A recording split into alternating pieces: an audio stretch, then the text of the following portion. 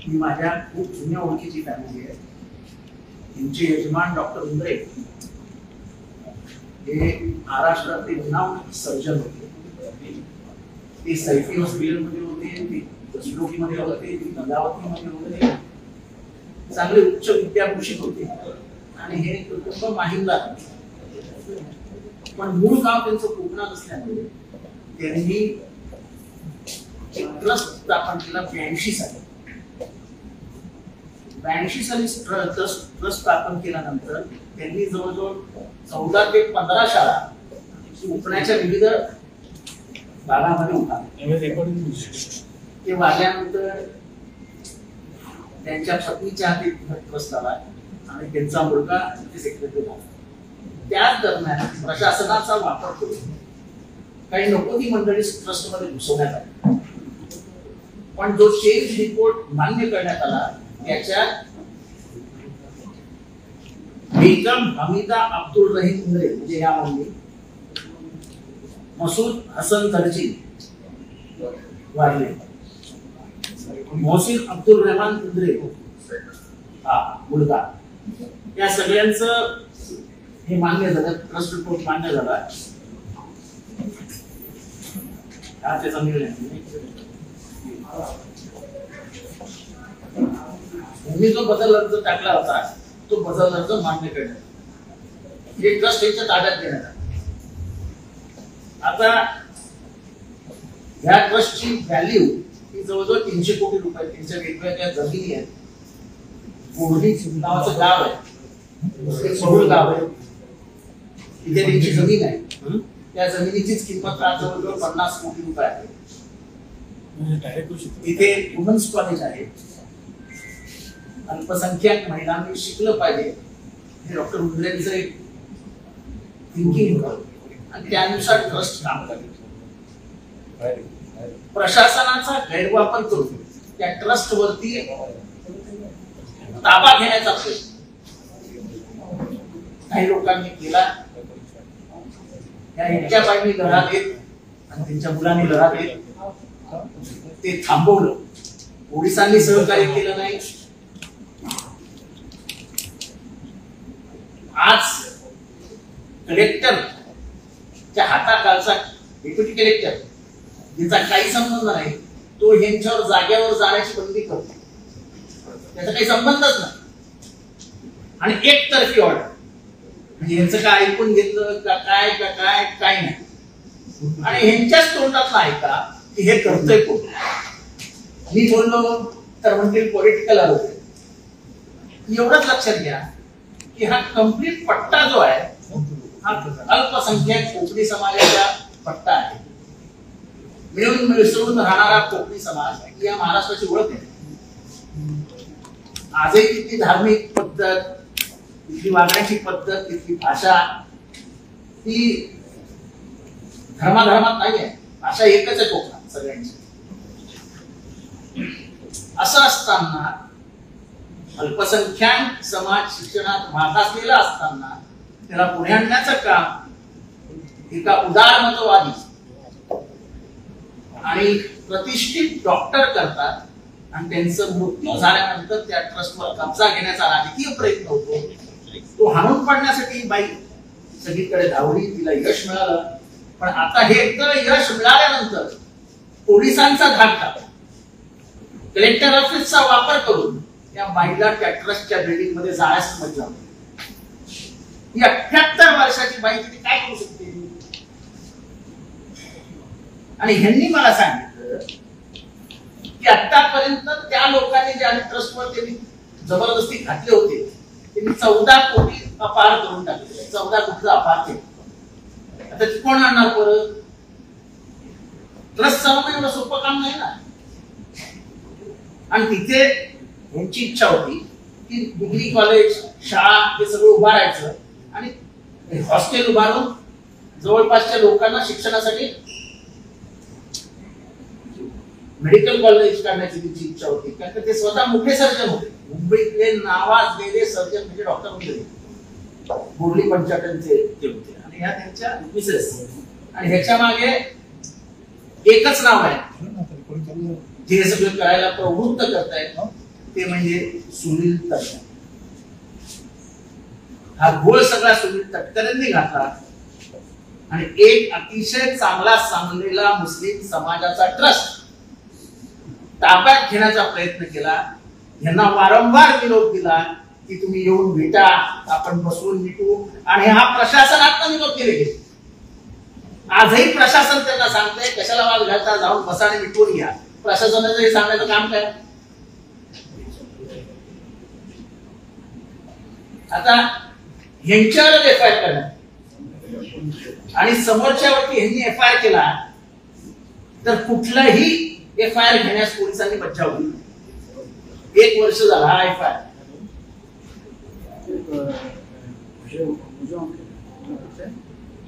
म्हणजे प्रशासन हे गुलाम म्हणून वागून जर असं करणार असतील तर हे राज्याचं दुर्दैव आहे. आणि मुस्लिम समाजाचा ट्रस्ट उद्ध्वस्त करण्याचं कारण काय? तुमचं योगदान काय त्या ट्रस्ट मध्ये? डॉक्टर उंद्रेंनी उभा केलेल्या ट्रस्ट मध्ये तुमचं योगदान काय? पैसा उंद्रेंचा, मुस्लिम समाजाचा, बाहेर गावात आलेला पैसा, गरीब मुसलमानांनी 1-1 रुपया दिलेला ट्रस्ट, तो उद्ध्वस्त करण्याचं कामच काय तुमचं? काय आहेत ना जिम्मेदार?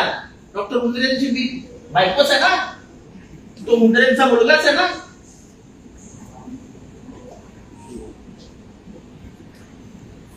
हे कुठून उचलून आपले संबंधित आणून बसवायचे आणि फक्त या जमिनी ताब्यात घ्यायच्या आणि एका मोठ्या ट्रस्ट मी चालवतो असं दृश्य निर्माण करायचं. आता तुम्ही ह्यांच्याच तोंडात नाही काय काय झालं ते.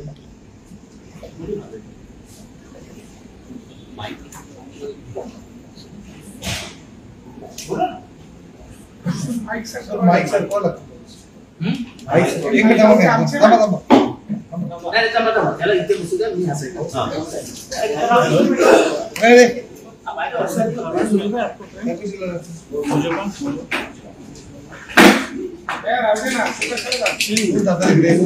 खाली घेतोय हाईट जास्त.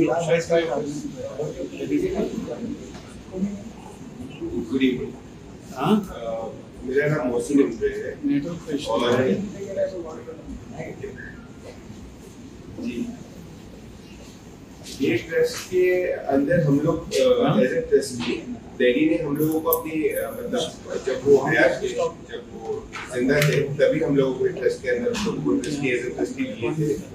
और डैडी के एक्सपायर होने के बाद में वहाँ पे कुछ लोग पॉलिटिकल प्रेशर लगा के पुलिस को मैनेज करके गुंडागर्दी करके मुझे, मेरी मम्मी को, मेरी वाइफ को, मेरे बेटे को जो उस वक्त 7 साल का था, हम लोगों को एक रूम में बंद करके हम लोगों के जो हर 3 साल में इलेक्शन जो हमारे होते हैं, ये लोग ने गुंडागर्दी करके हमारे सारे हमारे रिकॉर्ड्स लेके हम लोगों को किक आउट करे. वहां से पुलिस को बुलाए, वहां पे हमारी एक ट्रस्टी ने हम लोगों को वहां से निकालने के लिए, हम लोगों को रूम में से निकलने नहीं दे रहे थे जब तक हम लोग कोई साइन वगैरह नहीं करेंगे तब तक बोल के.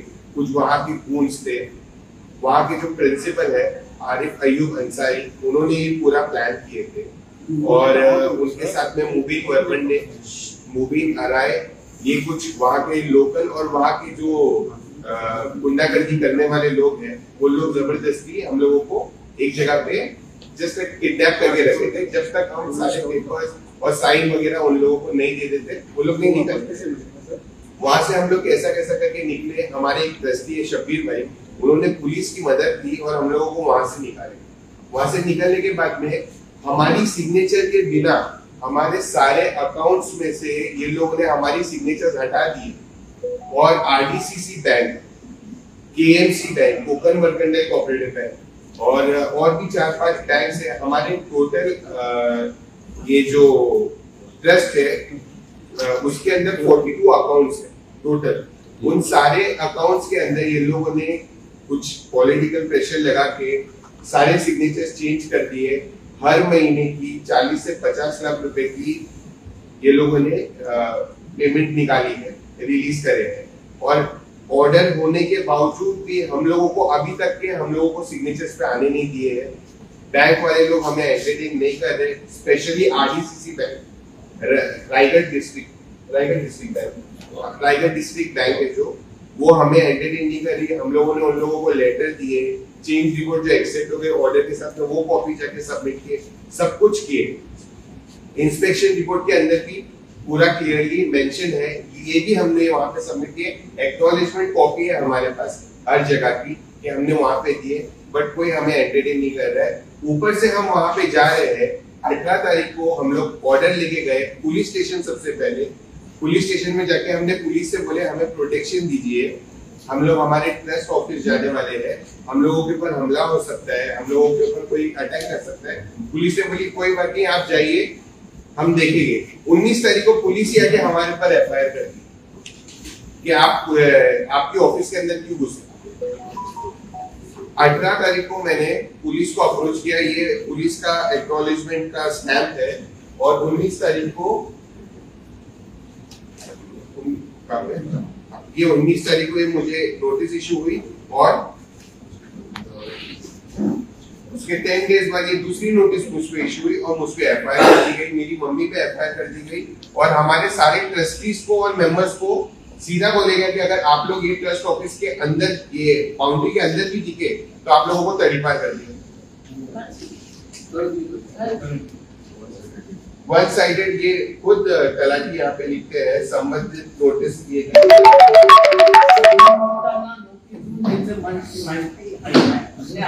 शक्य नसल्याने सदरचा आदेश हा औद्योगिक प्रक्रिया संहिता 1973 चे कलम 144/2000 एकतर्फी काढण्यात येत आहे। सदरचा आदेश दिनांक 5/7/24 पर्यंत लागू राहील। अब आप तडीपारी तर ह्या राज्याचा त्याचा असा उपयोग करतायत की एक गुन्हा असेल आणि समोरच्या पक्षात असेल तर तडीपार, आणि तडीपार करण्याची सोय हे सोपं आहे। डीसीपीने तडीपार केला तो झाला तडीपार, की ते सगळं उलटवण्यासाठी त्याला 6 महिने लागतात। तडीपारीला कुठला गुन्हा हवा सर, तुम्ही असे इकडे तडीपारीला कुठला गुन्हा हवा हे महाराष्ट्रात काही बंधनकारक राहिलेलं नाही। कोणाला कधीही तडीपार करा। आमच्या ठाण्यामध्ये तर काही पॉलिटिकल पक्षाची पुढारी फोड करून कमिशनरला सांगतात याला एमपीडीए करा, याला तडीपार करा, याला असं करा। चालवलंय काय महाराष्ट्रामध्ये?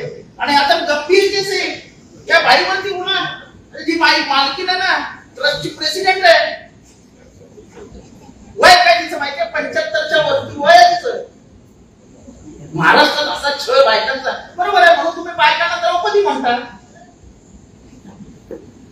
बायकांचा आदर करणं हे तुमच्या रक्तातच नाही, त्यामुळे तुमच्या तोंडातून चुकून निघून जातं की महाराष्ट्रात द्रौपदी सारखी स्थिती होईल। नेमकी काय होईल? द्रौपदीची सारखी स्थिती होईल म्हणजे नेमकी काय होईल?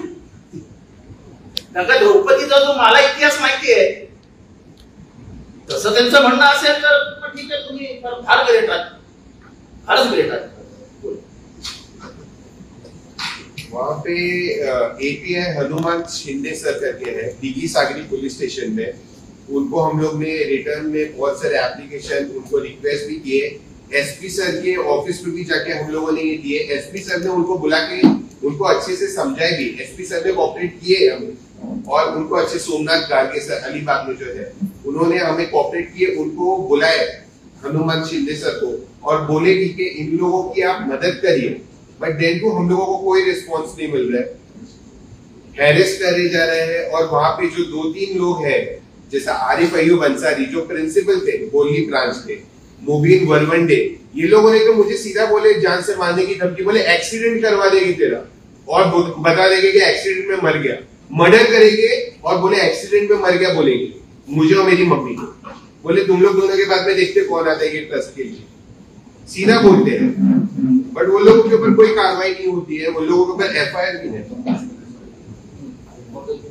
कॉम्प्रोमाइज करने के लिए मुझे बुलाए थे, मतलब एक मीटिंग किए थे सुनील तटकरे सर ने वर्ली पे, हमें ये कॉपर चिमनी होटल है वर्ली पे, वहां पे बुलाए थे। उन्होंने बोले थे कि तू मेरे लोग ये जो है, जो लोगों ने चेंज रिपोर्ट सबमिट किए, जिनकी नामंजूर हो गई है चेंज रिपोर्ट, मेरे लोगों के साथ में बैठ के सेटल करके आप ये चलाइए। उन्होंने मुझे बोले अगर आप उनके अगेंस्ट जाओगे तो मैं उनके पीछे रॉक सॉलिड खड़ा हूं, ना तुझे काम करने दूंगा ना तेरा कोई काम होगा। फिर मैं देखता हूँ कि ट्रस्ट कैसा चलता है। मुझे फर्क नहीं पड़ता है, मैं बिजनेसमैन हूँ, ट्रस्ट बंद कर दीजिए, लेकिन ऐसी एक एक करके सारे ट्रस्ट बंद हो जाएंगे। गरीबों की कोई भी विकास आगे महाराष्ट्र में नहीं होने वाला। ये मेरा तजुर्बा जानते लेके मैंने ये 2 साल से मैं फाइट लड़ रहा हूँ। 18 महीने चले के मुझे जब तक के ऑर्डर नहीं मिला था कोर्ट से, मैं कुछ नहीं बोला, लेकिन अब ऑर्डर मिलने के बाद भी यही चल रहा है और मुझे नहीं पता ये आगे कब तक चलेगा। ये लोगों को इंस्पेक्शन रिपोर्ट में इंस्पेक्टर ने क्लियरली बोला है इलीगल एंड इरेगुलर। ये लोगों को ये वर्ड दिया गया है जो लोग यहाँ कब्जा करने के लिए बैठे हैं। They are not even members, no one. हाँ, ये सब मेरे पास रिपोर्ट है, सारे के सारे रिपोर्ट्स है, बट मेरी कोई मदद नहीं हो रही है। सर ने मेरी मदद की है, शरद पवार सर ने मेरी मदद की है, उनका मैं थैंक यू बोलता हूँ। मेरी मम्मी की मदद की, हमारे सारे ट्रस्टीज की मदद की है। बस यही है कि अगर कहाँ पे भी अगर जस्टिस है तो अभी हमें यहाँ पर ही जस्टिस दिख रही है कि हमें मिल सकती है जस्टिस। आगे अभी आप लोगों को मालूम है, अब मैं ऑन रिकॉर्ड बोल चुका हूँ कि कल अगर मैं नहीं हूँ, अगर मुझे एक्सीडेंट वगैरह मैंने दिखा के अगर बोल देते कि मोहसिन उजरी इज नो मोर, तो आप लोगों को पता है कि वो एक्सीडेंट है कि वो मर्डर है। टू बी वेरी क्लियर, हमारे ट्रस्टीज के ट्रस्ट ऑफिस के अंदर हमारी एक ट्रस्टी बहन है मिनाज आपा करके, उनके ऑफिस के अंदर घुस के, मिनाज दर्जी जो है उनके ऑफिस के अंदर घुस के मुबीन वरवंडे और मंसूर आदमगीरे, ये 2 आदमी उनका कपड़ा फाड़े। हमने वो भी करे, केस करे, वो केस एफआईआर रजिस्टर हुई है, बट उसके ऊपर कोई कार्रवाई नहीं है। इनफैक्ट उनको प्रेशराइज किया जा रहा है कि आपकी एफआईआर वापस ले लो, और वो प्रेशर सारे थोडा आपण चिठ्ठीमध्ये कोण बसले होते, कोणी दम दिला? 2 बार मीटिंग हुई है सुनील तटकरे सर से। एफसीआई ट्रस्ट है, म्हणजे फॉरेन फंड अलाउड जे असतात एफसीआर त्याच्याकडनं खूप पैसे येतात आणि त्याच्यावर एफसीआर खूप ट्रस्टला दिलेलं नाही भारतात, काही मोजक्या ट्रस्टला दिले आणि त्याच्यात हा ट्रस्ट आहे का डॉक्टर ते जगात प्रसिद्ध होते सर्जन म्हणून, जगात त्याच्यावरती म्हणजे लोकांचा प्रचंड विश्वास होता, म्हणजे वर्ल्ड फेमस डॉक्टर होते। म्हणजे ते सर्जरीला त्यांना फ्रान्सला, इंग्लंडला, वेगवेगळ्या देशांमध्ये बोलवले, दुबईला, सौदी अरेबियाला। त्या माणसाने हे स्थापन केला की कोकणी मुसलमान, का सोडून कोकणी मुसलमान आणि तिथला गरीब कोकणी मराठा यांच्यासाठी स्थापन केला आणि सगळ्या मराठी शाळा आहेत, उर्दू शाळा नाही आहे। म्हणजे असा एक असलं राजकारण आहे। Sir 14 schools, 1 women's degree college. आणि किती वैल्यूएशन म्हणजे जमीन किती आहे तुमच्या? सर अभी मैं डीगी जहाँ पे कोर्ट आ रहा है उससे नजदीक बोली पंचायत जो हेड ब्रांच है, वहां पे मैंने अभी तक सिर्फ मुझे उतने पेपर मिले, बाकी ये सारे पेपर्स है ना मुबीन वरवंडे ने लेके भागा है। वो वीडियो भी है मेरे पास वीडियो रिकॉर्डिंग है। उसकी वैल्यूएशन आज की तारीख में more than 50 crore ready regular में। वो एक पेपर बचा है, बाकी के पेपर्स पे ये लोगों ने ऑफिस से सब उड़ा दी। Have you tried any legal remedy for it? Have you gone? I have gone to the High Court.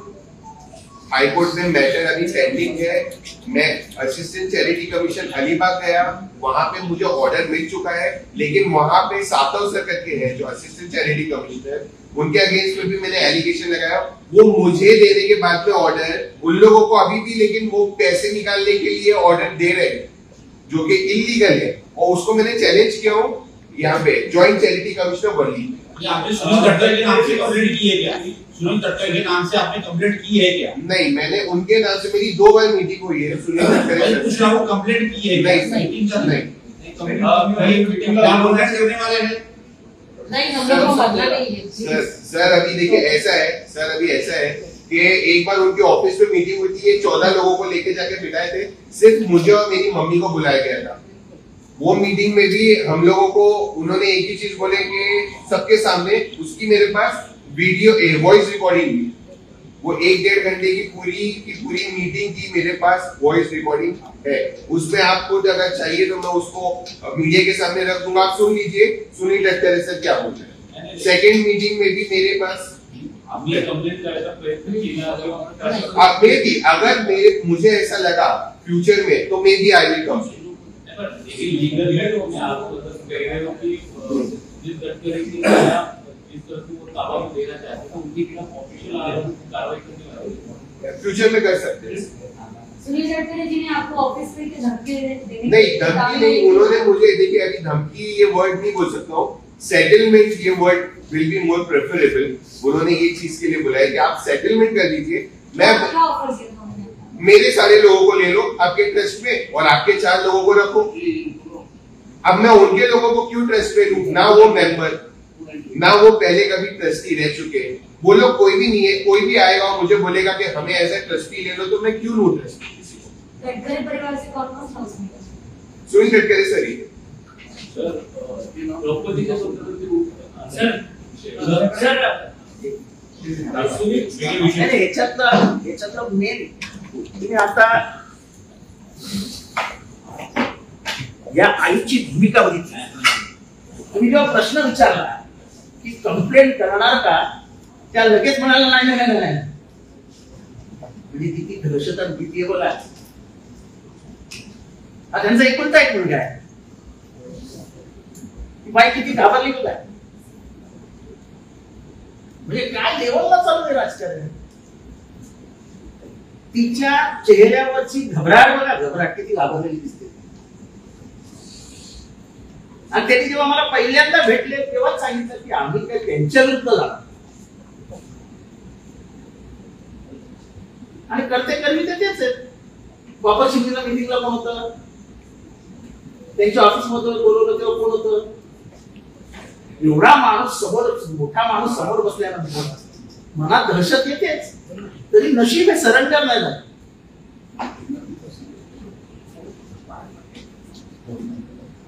Sir Sunil Tatkare वारंवार अनेक भाषणांमध्ये सांगतात की बॅरिस्टर अंतुलेंचं बोट पकडून या संपूर्ण राजकारणात बॅरिस्टर अंतुलेंच्या पाठीत कसा खंजीर खुपसला हा मुश्ताक अंतुलेंना जाऊन विचारा। त्याच्यात मला काही इंटरेस्ट नाही, त्यांची ती जुनी सवय आहे, कोणालाच वरती येऊ द्यायचं नाही। तर तुम्ही जाऊन त्या माणिक जगतापच्या फॅमिलीला विचारा की ते कसे वागले तुमच्या बरोबर आणि माणिक जगतापचा मृत्यू कसा झाला।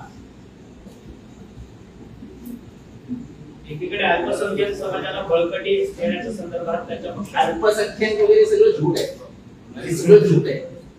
तुम्हाला माहिती असेल ना आता की आदिवासी मंत्री गावित यांचा निधी रोखून ठेवला, ते प्रचार सोडून आले की बाबा निधी सोडा। मी जेव्हा मंत्रिमंडळात होतो 8 वर्ष होतो, त्याच्यानंतर 2 वर्ष आमचे कोविड मध्ये होते, ज्या पद्धतीने आमचे फायनान्स मिनिस्टर त्या गावितचा अपमान करायचे, चोर, दरोडेखोर, लुटारू, म्हणजे एखादा आदिवासी समाजाचा मामला त्याला एवढं का बोलावं? आणि जर तुम्ही दुसऱ्या तांदळासारखे स्वच्छ असतात तर ठीक आहे, मग ते बिचारे थोरात साहेब मध्यस्थी करायच्या जाऊ द्या। ओबीसीचा किती वेळा निधी थांबवला तपासून बघा। हे सगळे मागासवर्गीयांचे निधी कुठे गायब झाले आणि कोणाला दिले हे तपासून बघा। हे मोठ्या मोठ्या भूमिका घेताना आपल्याला कुठे काय पुरावे थोडी घ्यावं लागतं, भूमिका घ्यायच्या असतात। ही अल्पसंख्याक समाजाची उघड झाली त्यांची, आणि ह्यांना मी नाही भेटलो, हे मला भेटायला आहे। मी बोर्डी पंचायतला आजपासून 5-7 वर्षापूर्वी गेलो होतो, जेव्हा तिथे एक समाजाचा मेळावा होता, आणि स्वतंत्र समाजाचा मेळावा होता, कुठलंही राजकीय काही नव्हतं। पण त्या पट्ट्यामध्ये ह्या ट्रस्टचं असलेलं काम कोणीच नाही करत, कोणीच। एवढा सुंदर ट्रस्ट चाललाय तर विजन कशाला टाकायचं? अरे उलट मदत करायची, वहिनी तुम्हाला काय हवं या माझ्याकडे। डॉक्टर मुंद्रेंनी कोकणातल्या प्रत्येक माणसाला मदत केली, प्रत्येक माणसाला। कोकणात आलायस ना, चल जसलोक, चल लीलावती, चल या हॉस्पिटलमध्ये.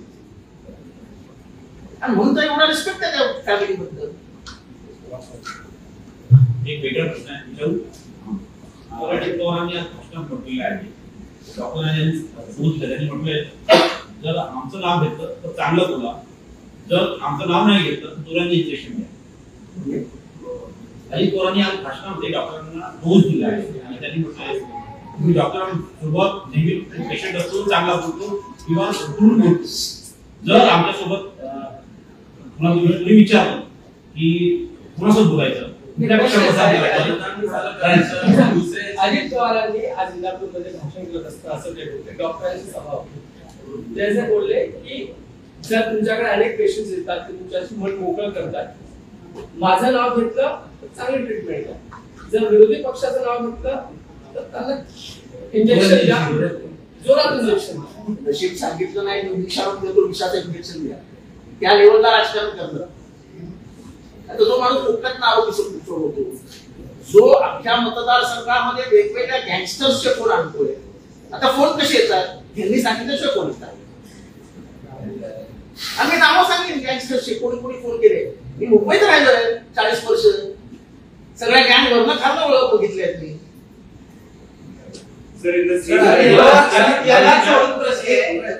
पवार म्हटले की तुम्ही ईव्हीएमचं कचाकच बटन दाबा, मी तुम्हाला तशा पद्धतीची भरघोस निधी देईल, अशा पद्धतीने. अजित पवार एवढंच करू शकतात, निधी कापून निधीचा दबाव निर्माण करणे. एकनाथ शिंदे बाहेर का पडले, त्यांना निधीच कापला होता त्यांचा. स्वतः एकनाथ शिंदे बोलले जाताना की अजित पवार आम्हाला तुच्छ वागून देत होते. हे सगळे अजित पवार गटातले अनुभव असे एकनाथ शिंदे गटात आमदार बोलत होते.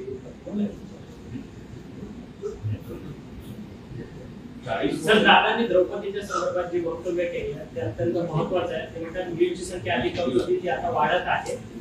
ही आम्ही पावलं उचलली, त्यामुळे हा संपूर्ण इफेक्ट झालाय.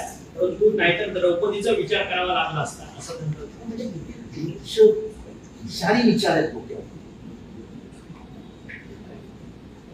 इतिहास माहित नाही का, कधी महाभारत वाचलं नाहीये का, हे विचारच कसे येतात एखाद्या स्त्रीला द्रौपदी म्हणण्याचे. म्हणजे हे किती, म्हणजे स्त्रियांप्रती तुमचा किती द्वेष आहे. तुम्ही फुलेंचं नाव घेता ना तोंडातनं, आंबेडकरांचं नाव घेता ना तोंडातनं, शिवाजी राजांचं नाव घेता ना तोंडातनं. स्त्रियांना त्यांनी कशी वागणूक दिली त्या महाराष्ट्राला जगाला माहिती. शरद पवारांनी स्त्रियांना, महिलांना, भगिनींना 50% राजकारणात आणण्याचा प्रयत्न केला, रिझर्वेशन केली. जे शरद पवारांचा एकही संस्कार तुमच्यावर झाला नाही हे आज मला म्हणजे सांगतानाही लाज वाटते. कारण तुमची वक्तव्य सातत्याने अशी विषारी होत होती आणि अजाणतेपणाने शरद पवार साहेब बदनाम होते. मी काही बोलायचे, तुमच्या मनाला येईल ते बोलायचे, मला अडवणारं कोणी नव्हतं आणि निष्कारण शरद पवारांना उत्तर द्यावी लागली. काय कारण नाही शरद पवारांना उत्तर देण्याचे. आता भावनिक राजकारण करताय. पहिल्यांदा तेच म्हणाले होते भावनांना हात घालायचा प्रयत्न करतील. आमचं म्हणणं आहे लोकसभेची निवडणूक आहे, आपण महागाईवर बोलूया, आपण वाढत्या बेरोजगारीबद्दल बोलूया, आपण एमपीएससीच्या घोटाळ्याबद्दल बोलूया, शेतीमालाबद्दल बोलूया, वाढत्या वीजदराविरुद्ध बोलूया, देशाच्या आर्थिक परिस्थितीविषयी. हे देशाचं निवडणूक नाही, महाराष्ट्र बारामती मर्यादित निवडणूक नाही आहे, संपूर्ण देशाच्या राजकीय मांडणीची निवडणूक आहे. जेव्हा आम्ही इथे हक्काने म्हणतोय की संविधान बदलणार आहे, तेव्हा त्याच्यावर लोकशाही कशी अडचणीत आणली जाते त्याच्यावर बोलूया, ते राष्ट्रीय प्रश्न आहेत त्याच्यावर बोलूया. तुमच्या घरात काय चाललंय हे महाराष्ट्राला काही घेणं देणं नाहीये. पवारांच्या फॅमिलीमध्ये काय चाललं, फॅमिली वॉर काय, आम्हाला काही घेणं देणं नाही महाराष्ट्राच्या माणसांना. पुरोगामी महाराष्ट्राचा चेहरा शरद पवार विरुद्ध जातीयवादी अनेक चेहरे, त्यांची लढाई आहे. आणि गेले 60 वर्ष पुरोगामित्वाचा चेहरा शरद पवार अख्ख्या महाराष्ट्राला बोलते. आज सर लोकसभेच्या निवडणुकीला लोकसभेत अनेक भाषण प्रत्येक पक्षाची सुरुवात होते, पण महाराष्ट्रात मागच्या अनेक वर्षानुवर्षे सत्ता बदल तरी एक प्रश्न जो उद्भवत राहतो तो म्हणजे की एप्रिलच्या मध्यंतरापासून महाराष्ट्रात पाणी होतं, याच्यावर तुमचा तरी जाहीरनामा असणार. आमचा जाहीरनामा राष्ट्र हिताचा आणि भारतीय महाराष्ट्राच्या हिताचा असेल. कारण का आम्ही दिल्ली पुढे मान कधीच चुकवलेली नाही. महाराष्ट्रात सर्वाधिक आर्थिक मदतीचा निधी हा महाराष्ट्रात शरद पवार साहेबांनी आणलाय. महाराष्ट्रातली एकही कंपनी आजच्या राज्यात जाऊ दिली नाही ती शरद पवार आणली. मर्सिडीज कोणी आणली? चाकणला मर्सिडीज कोणी आणली? स्कोडा कोणी आणली? सगळ्या इंटरनॅशनल ऑटोमोबाईलची चेन चाकणमध्ये कोणी उभी केली? 78 साली पहिल्यांदा बारामती MIDC कोणी आणली? चाकणला पूर्ण इंडस्ट्रियल बेल्ट चालू झाला कोणामुळे झाला?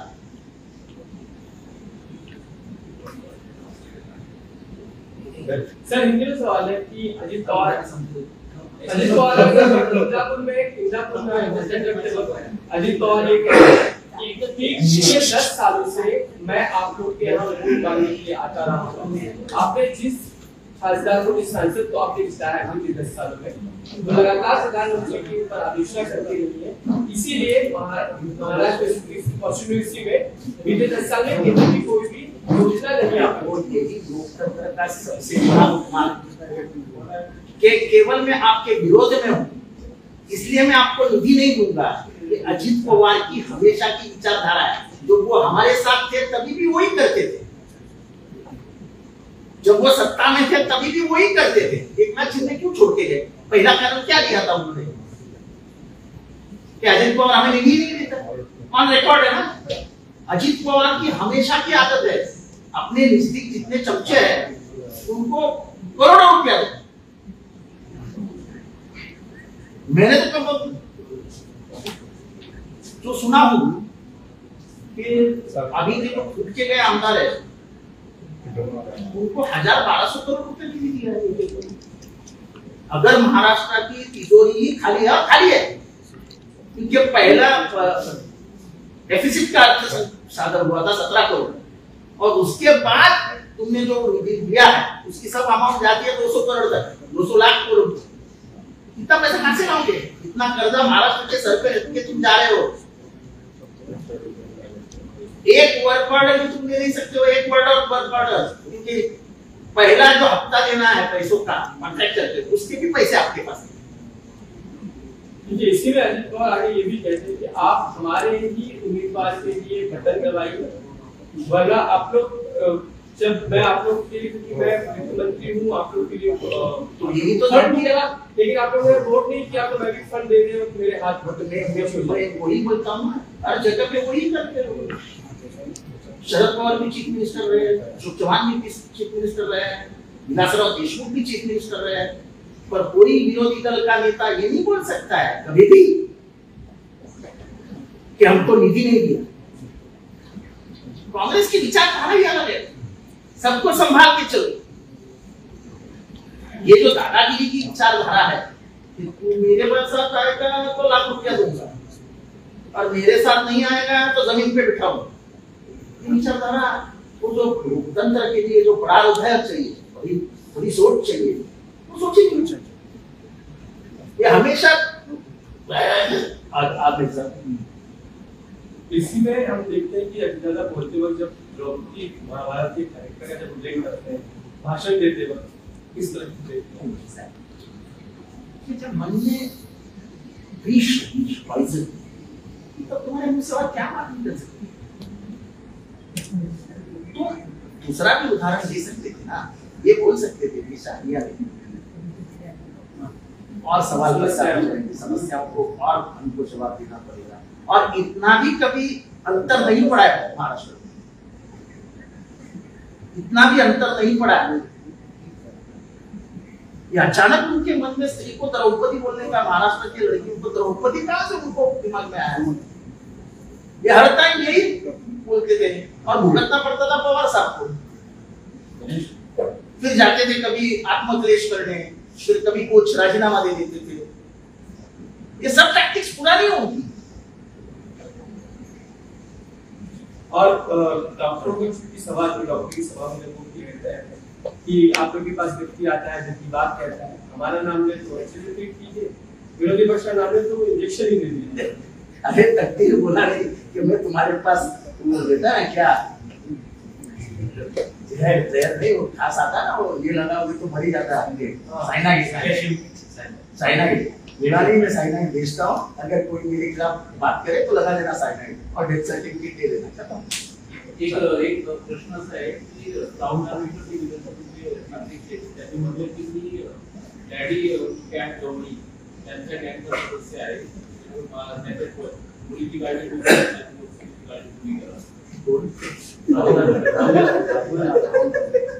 विधानसभा अध्यक्ष राहुल नार्वेकर।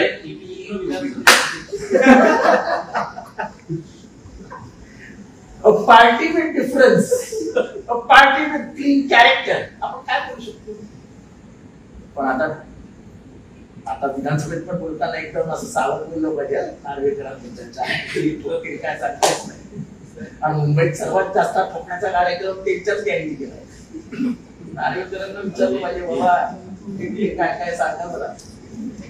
सर रामनवमी के उपलक्ष्य में आप जो कुछ कार्यक्रम आप ऊपर से देख रहे हैं, प्रधानमंत्री जो कह रहे हैं इस तरह के देखते हैं बहुत सारे। मैं तो आज रामनवमी के ऊपर ये सोच रहा था कि जब राम के इतने भक्त हैं तो वीवीपैट जो शक पैदा हुआ, वो बोलते थे मैं शक में रखना नहीं चाहता हूँ भारतीय जनता को, वीवीपैट ढूंढो क्योंकि मैं साफ सुथरा।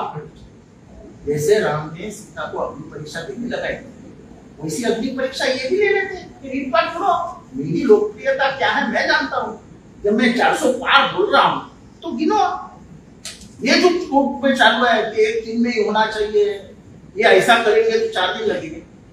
अमेरिका का प्रेसिडेंट जब चुना जाता है, उसकी जब गिनती होती है तो 5-5 दिन काउंटिंग चलती है अमेरिका में।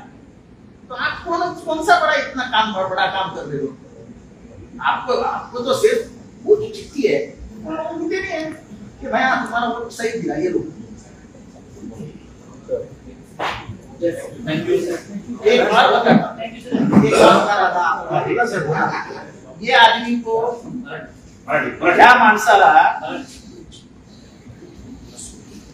माणसाला आधी अजहर इम्दादुद्दीन धनसे या माणसाला तडीपारीचा हे आलेलं, तर ते नंतर उपविभागीय दंडाधिकारी श्रीवर्धन यांनी फेटाळला।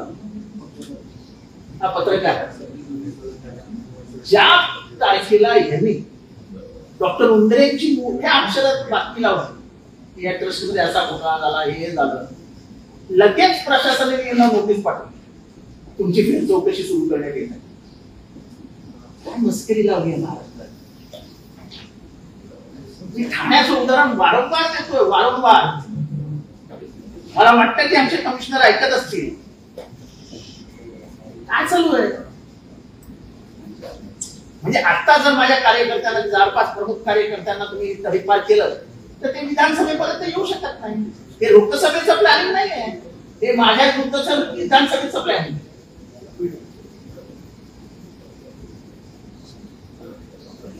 हे कोणीतरी पोलीस कमिशनरला फोन करतो, एमपीडीए लावा। अरे आम्ही 35 वर्ष राजकारणात आहोत, कधी कोणावर तो कुठला गुन्हा लावा असं एकही कोणाकडे पोलीस स्टेशनला केलेलं नाही किंवा कमिशनरला केलेलं नाही।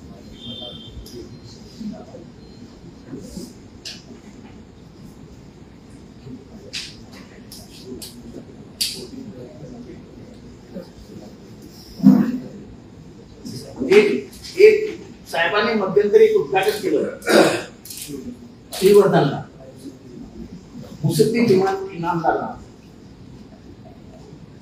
त्यांनी साहेबांना बोलवलं श्रीवर्धन आणि चांगलं स्वागत वगैरे केलं होतं। त्याच्यानंतर त्याचा 7-12 कोरा होता, काय नव्हतं त्याच्या 7-12। थोड्या दिवसांनी त्याच्या 7-12 41 लाखाचा बोजा पडला। मग तो बिचारा सरेंडर झाला, पायाशी गेला, लगेच 41 रुपये वापस केला। हे सगळे पुरावे आणि हा त्याचा फोटो आणि बघा ते चाल हसणं बघा. अशा पद्धतीचं राज्य व्यवस्था चालणार असेल तर या राज्यात हुकुमशाही नाही तर काय चालू आहे? सगळ्या ओबीसी गरीब माणसांच्या शेती घेऊन ठेवल्याच होत्या. त्याचं जाऊ द्या कुठे काय बोलतो शेती किती सांगत नाही. अशा पद्धतीची राज्य व्यवस्था महाराष्ट्रामध्ये